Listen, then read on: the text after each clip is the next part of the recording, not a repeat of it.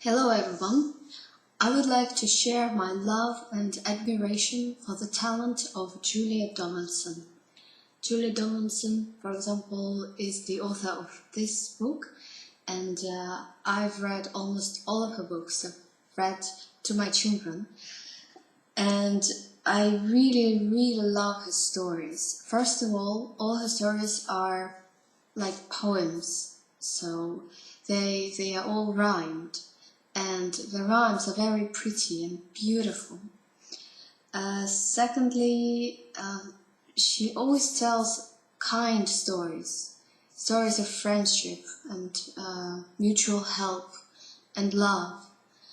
And thirdly, all of her books are wonderfully illustrated. It's really gorgeous.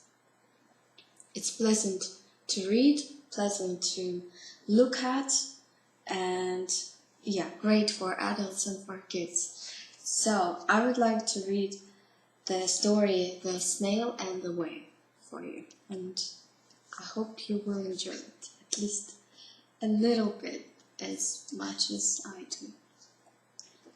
So let's start. This is a tale of a tiny snail and a great big grey-blue humpback whale. This is a rock as black as soot, and this is a snail with an itchy foot. The sea snail slithered all over the rock, and gazed at the sea and the ships at the dock. And as she gazed, she sniffed and sighed. The sea is deep, and the world is wide. How I long to sail, said the tiny snail. These are the other snails in the flock, who all stuck tight to the smooth black rock, and said to the snail with the itchy foot, "Be quiet, don't wriggle, sit still, stay put." But the tiny sea snail sighed and sniffed, then cried, "I've got it, I'll hitch a lift." This is the trail of the tiny snail, the silvery trail that looped and curled and said, "Lift wanted around the world." This is the whale who came one night, and the tide was high, and the stars were bright. The humpback whale, immensely long, who sang to the snail a wonderful song of shimmering eyes and coral caves, and shooting stars and enormous waves. And this is the tale of the humpback whale. He held it out of the starlit sea, and said to the snail, "Come sail with me." This is the sea, so wild and free, that carried the whale and the snail on his tail to towering icebergs and far-off lands, with fiery mountains and golden sands. These are the waves that arched and crashed, that foamed and frolicked and sprayed and splashed the tiny snail on the tail of the whale.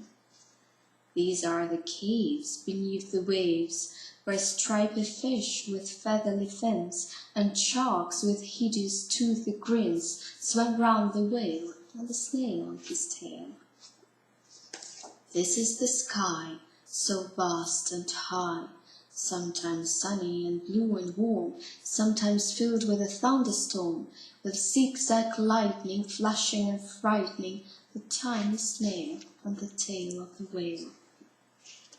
And she gazed at the sky, the sea, the land, the waves and the caves and the golden sand. She gazed and gazed, amazed by it all, and she said to the whale, "I feel so small."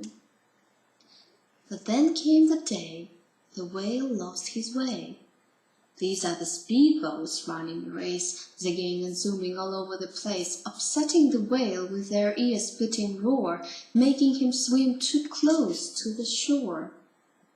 This is the tide slipping away, and this is the whale lying beached in a bay. "Quick, off the sand, back to sea!" cried the snail.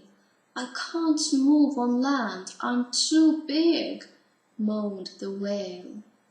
The snail felt helpless and terribly small. Then, "I've got it!" she cried, and started to crawl. "I must not fail," said the tiny snail. This is the ring of the school in the bay, ringing the children in from their play. This is the teacher holding her chalk, telling the class, sit straight, don't talk. This is the board as black as soot, and this is the snail with the itchy foot. A snail, the teacher turns pale, looks at the children, it's leaving a trail. This is the trail of the tiny snail, the silvery trail saying, save the whale. These are the children running from school, fetching the fireman digging a pool, squirting and spraying to keep the whale cool. This is the tide coming into the bay, and these are the villagers shouting, hooray, as the whale and the snail travel safely away. Back to the dock and the flock on the rock, who said, how time's flown, and haven't you grown? And the whale and the snail told their wonderful tale of shimmering eyes and coral caves and shooting stars and enormous waves, and of how the snail, so small and frail, with her looping, curling, silvery trail, saved the life of the humpback whale. Then the humpback whale held out his tail, and down crawled snail after snail after snail, and they sang into the sea as they all set sail on the tail of the grey-blue humpback whale. Isn't it beautiful?